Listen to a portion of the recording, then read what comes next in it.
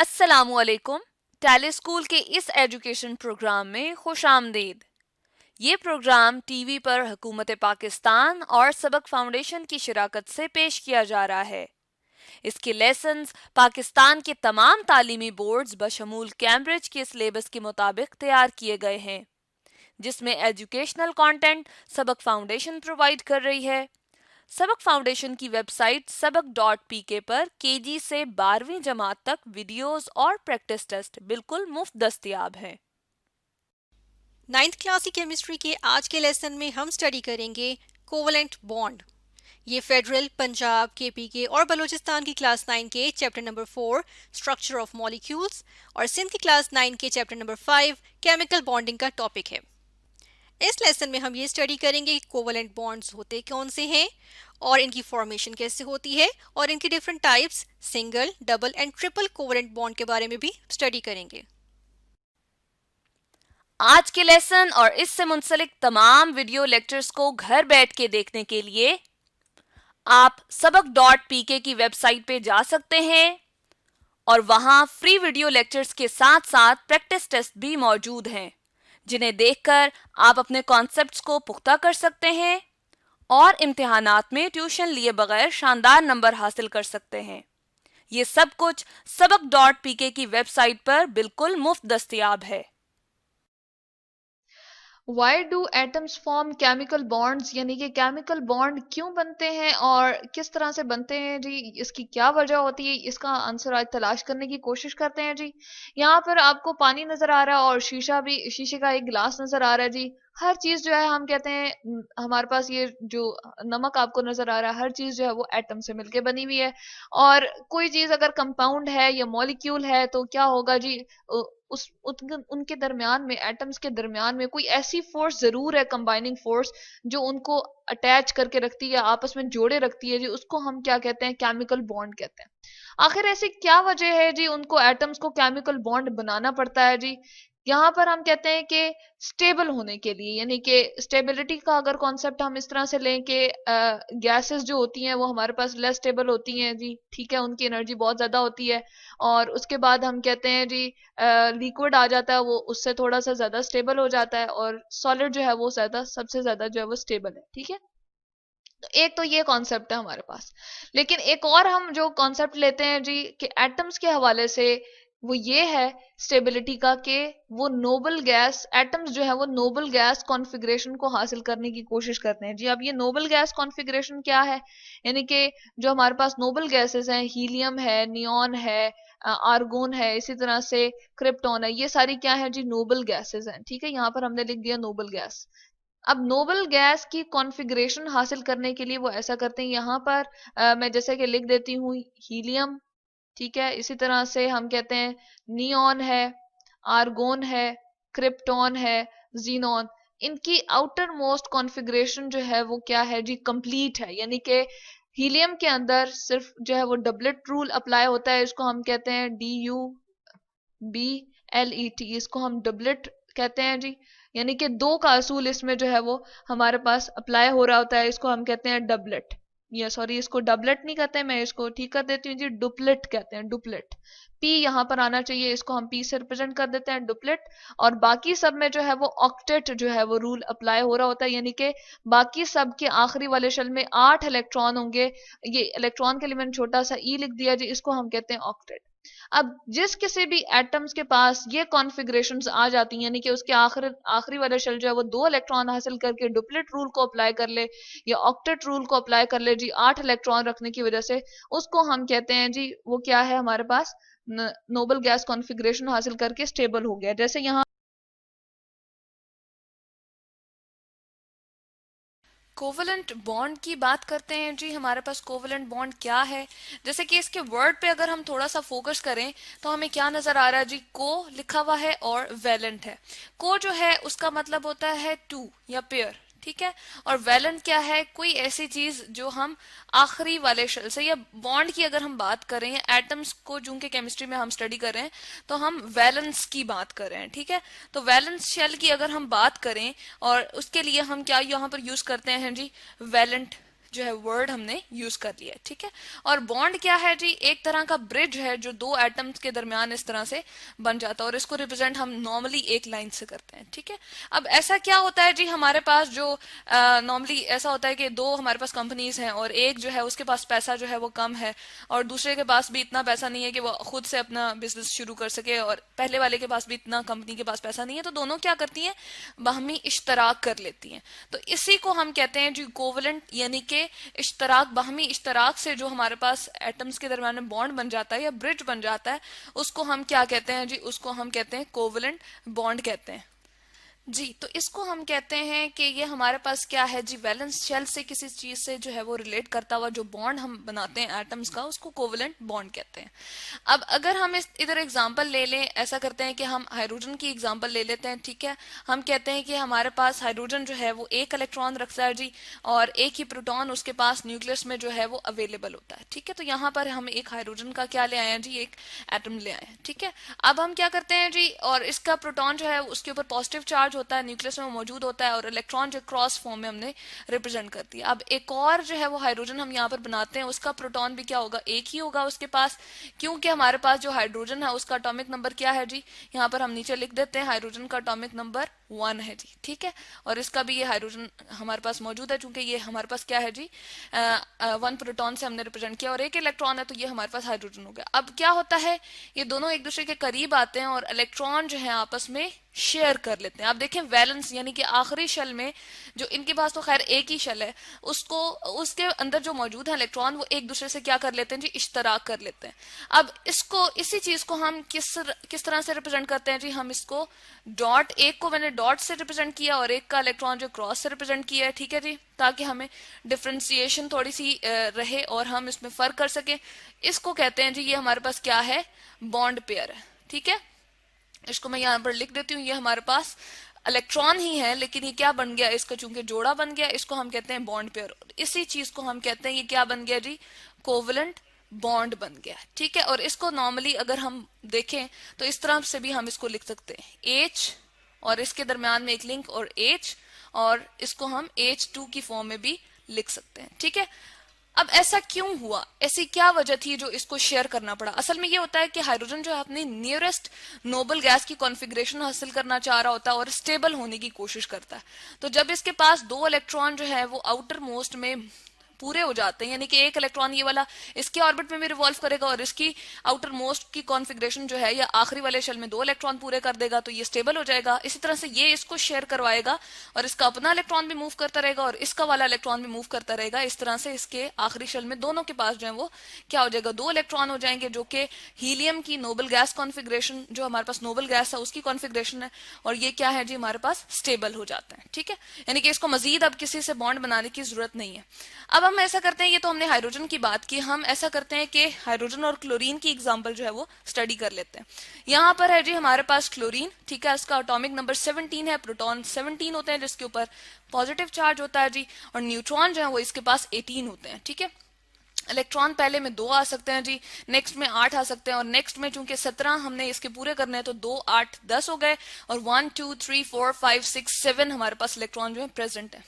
अब हमने हाइड्रोजन की चूंकि बात की थी, तो हाइड्रोजन भी हम एक ले आते हैं, ठीक है, और इसके करीब यहाँ पर रखते हैं जी, ठीक है। और हाइड्रोजन का चूंकि मैंने पहले ही बताया था, एटॉमिक नंबर हमारे पास यहाँ पर क्या है जी, 1 है, इसके पास एक ही इलेक्ट्रॉन और एक ही प्रोटॉन होगा, ठीक है।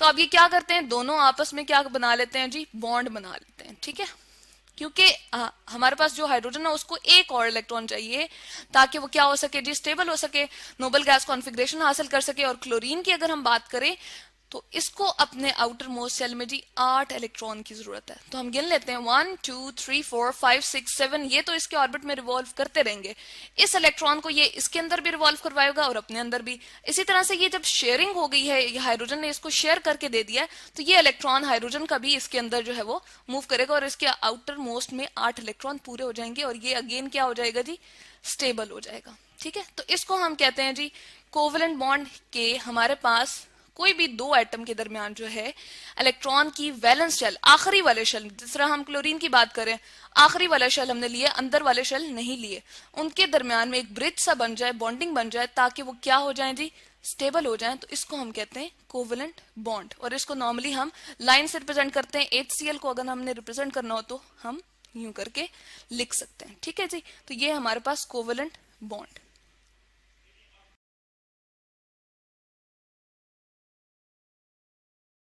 टाइप्स ऑफ कोवेलेंट बॉन्ड की बात करते हैं जी। यहाँ पर हम टाइप्स देखेंगे कोवेलेंट बॉन्ड की। जैसा कि कोवेलेंट बॉन्ड को हमने पहले भी एक्सप्लेन किया था, यहाँ पर दोबारा से हम जो है इसको एक्सप्लेन कर देते हैं।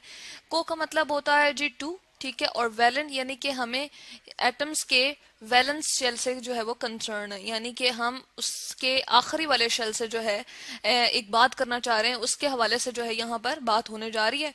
और बॉन्ड जो है बेसिकली दो एटम्स के दरमियान उन दोनों को जोड़ने के लिए एक जो ब्रिज बन जाता है, उन दोनों को जो जोड़ने का बायस बनता है, उसको हम बॉन्ड कहते हैं। अब नॉर्मली जैसे हम अपने डेली लाइफ में देखते हैं कि एक कंपनी हमारे पास ए है, ठीक है, और दूसरी जो है वो बी है। अब क्या होता है कि इन दोनों के पास इतना पैसा नहीं है कि वो एक नया बिजनेस जो है वो शुरू कर सके। 50% अपना पैसा जो है वो ये वाली कंपनी हमारे पास डालती है, और इसी तरह से 50% ये बी कंपनी हमारे पास डाले, तो दोनों जो है वो एक दूसरे की कोलैबोरेशन से, या हम कह सकते हैं इश्तराक से, एक दूसरे के साथ हम कह सकते हैं कि बॉन्डिंग बना के क्या करती हैं जी, उस नए बिजनेस को स्टार्ट करती हैं। और इस तरह से क्या होता है, दोनों प्रॉफिट भी जो है वो 50-50% अपने दरमियान में जो है वो शेयर कर लेती हैं। बिल्कुल इसी तरह से हम कहते हैं कि हम जो बॉन्ड की बात कर रहे होते हैं, टाइप्स ऑफ कोवेलेंट बॉन्ड की बेसिकली हम यहाँ बात करना चाह रहे हैं। तो कोवेलेंट बॉन्ड हमारे पास किस तरह से आता है जी, हम कहते हैं कि दो एटम जब आपस में क्या करते हैं जी, अपने इलेक्ट्रॉन्स को, वैलेंस इलेक्ट्रॉन को शेयर कर लेते हैं। यहाँ पर अगर हम एग्जाम्पल ले लें हाइड्रोजन की, ठीक है, यहाँ पर हाइड्रोजन हम बना लेते हैं, उसके पास एक ही प्रोटॉन होता है, न्यूक्लियस में प्रोटॉन का जो चार्ज है वो पॉजिटिव होता है, और इसके पास जो है वो एक ही इलेक्ट्रॉन जिसके ऊपर नेगेटिव चार्ज होता है वो इसके ऑर्बिट में रिवॉल्व कर रहा होता है। ठीक है जी, और इसका जो एटॉमिक नंबर हम मेंशन करते हैं वो जो 1 है। 1 क्या शो करता है, एक ही प्रोटॉन है और उसके पास एक ही इलेक्ट्रॉन है। अगर हम बात करें क्लोरीन की, तो क्लोरीन के लिए हम ऐसा करते हैं कि इसके लिए इसका एटम जो है वो ले आते हैं। यहाँ पर जी हम क्लोरीन का एटम ले आए हैं और हम कह रहे हैं कि इसका एटॉमिक नंबर 17 है, यानी कि इसके पास 17 ही इलेक्ट्रॉन होते हैं और 17 प्रोटॉन होते हैं। इसके न्यूक्लियस में न्यूट्रॉन जो है वो 18 होते हैं। हम यहाँ इलेक्ट्रॉन को देख लेते हैं जी, 1 2 3 4, पहले में 2 आ सकते हैं, अगले में मैक्सिमम जो है वो 8 आ सकते हैं। इन पे नेगेटिव चार्ज होता है जी। नेक्स्ट वन चूंकि हमें 17 करने हैं, तो आखिरी वाले शेल में 1 2 3 4 5 6 और 7।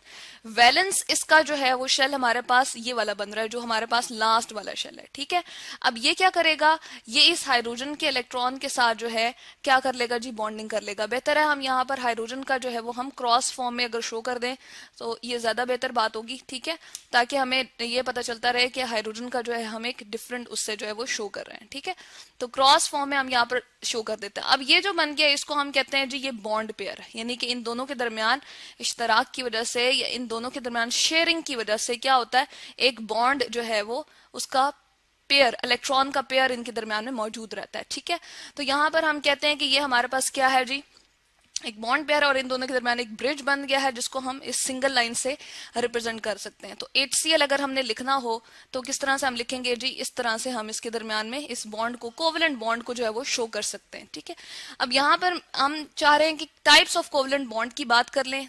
इसके हमारे पास मेन 3 टाइप्स हैं। ठीक है, एक होता है जी सिंगल, यहाँ पर हम लिख देते हैं सिंगल कोवेलेंट बॉन्ड। ठीक है, यहाँ पर हम लिख देते हैं जी सिंगल हमारे पास है, यानी कि सिंगल जैसे वर्ड से ही हमें लग रहा है एक हमारे पास इसके दरमियान में जो है वो एटम्स के दरमियान, दो एटम्स के दरमियान सिर्फ एक बॉन्ड बने, तो उसको हम कहते हैं सिंगल कोवेलेंट बॉन्ड, यानी कि वो सिर्फ और सिर्फ अपने दरमियान में एक इस तरह का बॉन्ड पेयर रखेंगे या दो इलेक्ट्रॉन जो है उनके दरमियान में मौजूद रहेंगे, तो इसको कहते हैं सिंगल कोवेलेंट बॉन्ड।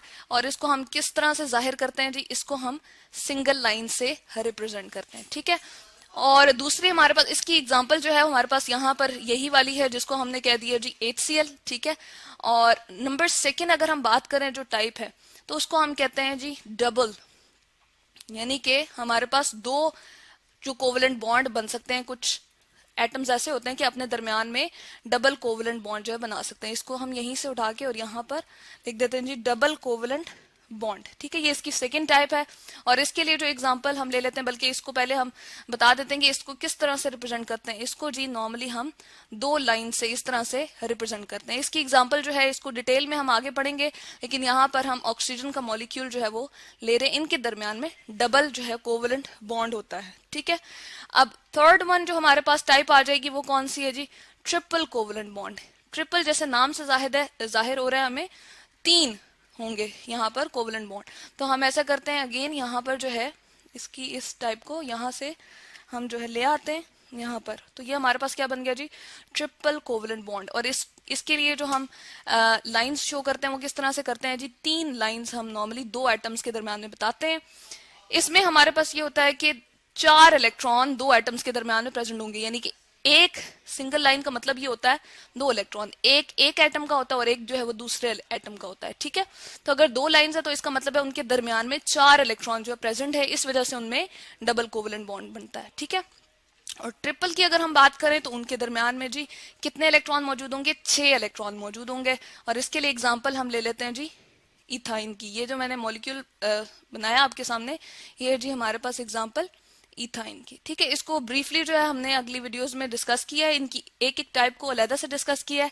लेकिन यहाँ पर हमें जानने की जरूरत थी कि हमारे पास मेन कौन कौन सी टाइप्स होती हैं जी। एक सिंगल कोवलेंट बॉन्ड होती है, ठीक है, एक हमारे पास डबल कोवलेंट बॉन्ड होता है और एक ट्रिपल कोवलेंट बॉन्ड होता है। सिंगल को हम 1 लाइन से, डबल को हम 2 लाइन से और ट्रिपल को हम 3 लाइन से रिप्रेजेंट करते हैं किसी भी 2 एटम्स के दरमियान। और कोवलेंट बॉन्ड क्या होता है जी, किसी भी 2 एटम्स के दरमियान जो इलेक्ट्रॉन की शेयरिंग की वजह से, यानी कि क्या होता है, इसका इलेक्ट्रॉन यहाँ भी घूमेगा और इसके ऑर्बिट में भी वैलेंस शेल में मूव करेगा। इसी तरह से ये अलाउ करेगा कि इसके अंदर भी ये रिवॉल्व करे और हाइड्रोजन के अंदर भी रिवॉल्व करे, ताकि इसके पास इलेक्ट्रॉन की कितनी तादाद हो जाए जी, आउटर मोस्ट में 2 इलेक्ट्रॉन, जो कि स्टेबिलिटी है शो करती है। हीलियम जो नोबल गैस है उसकी कॉन्फ़िगरेशन अटेन कर लेता है और ये अपना ऑक्टेट कंप्लीट कर लेता है और ये भी क्या हो जाता है जी, 8 इलेक्ट्रॉन आउटर मोस्ट में लेकर, और दोनों जो है हमारे पास स्टेबल हो जाते हैं। तो बेसिकली बनता इसीलिए बॉन्ड है ताकि वो हो जाए, क्या हो जाए जी, स्टेबल हो जाए। तो ये है जी हमारे पास टाइप्स ऑफ कोवलेंट बॉन्ड।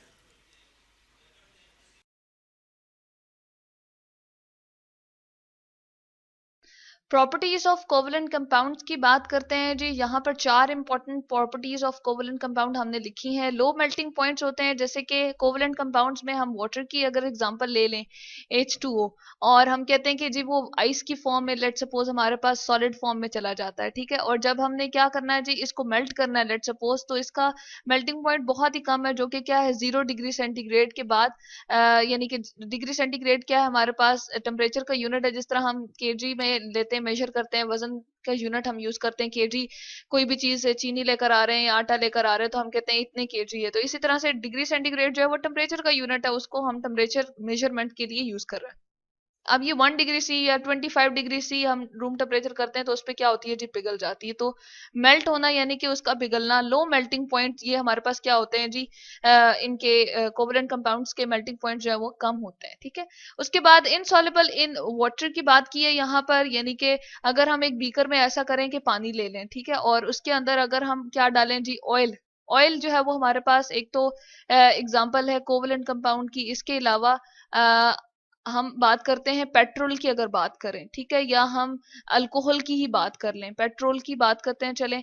और इसको जब पेट्रोल को हम डालते हैं जी इसके अंदर, जो कि हमारे पास क्या है, वाटर है, तो यहाँ पर हमने वाटर ले लिया, ठीक है।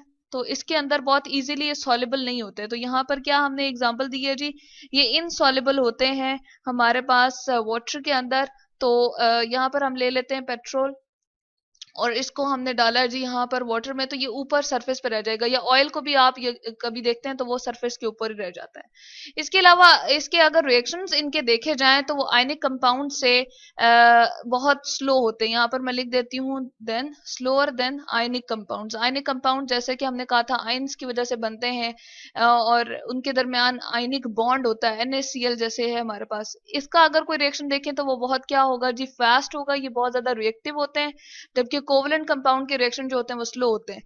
इसके बाद जो इसकी लास्ट वन प्रॉपर्टी है जी, ये बैड कंडक्टर्स होते हैं। यानी कि अगर हम यहाँ पर ले लें, लेट सपोज ऑयल ही ले लें, ठीक है, और हमने यहाँ पर बीकर में लेट सपोज ऑयल ले लिया, और या फिर हम इस तरह करें कि वाटर को आइस की फॉर्म में ले लें, ठीक है, चले हम आइस की फॉर्म में ले लेते हैं। और इसके साथ जी हमने क्या किया, 2 इलेक्ट्रोड्स यहाँ से जो है वो इस्तेमाल किए कि इलेक्ट्रोड्स इसके साथ लगा दी, और यहाँ पर हमने बैटरी को मैं बी से रिप्रेजेंट कर रही हूँ जी, बैटरी लगा दी, और इसके रास्ते में हमने क्या लगा दिया जी, यहाँ पर बल्ब लगा दिया, ठीक है। तो अब हम ये देखना चाह रहे हैं कि बैटरी हमने जब ऑन की तो यहाँ से जब करंट इसकी तरफ जा रहा है और यहाँ से आइस के अंदर से गुजर के जाएगा, तो क्या ये हमारे पास इसको रोशन करेगा? तो सॉलिड फॉर्म में हम देखते हैं, या ऑयल के अंदर से ही अगर हम यहाँ पर ऑयल को रिप्लेस कर दें, ऑयल को रख दें, तो ये बल्ब हमारे पास कभी भी रोशन नहीं होगा। यानी कि इससे ये शो हो रहा है कि ये कंडक्टर हीट के सॉरी इलेक्ट्रिसिटी के कंडक्टर्स इतने अच्छे नहीं होते। तो ये चार प्रॉपर्टीज हैं जी हमारे पास कोवलेंट कंपाउंड की।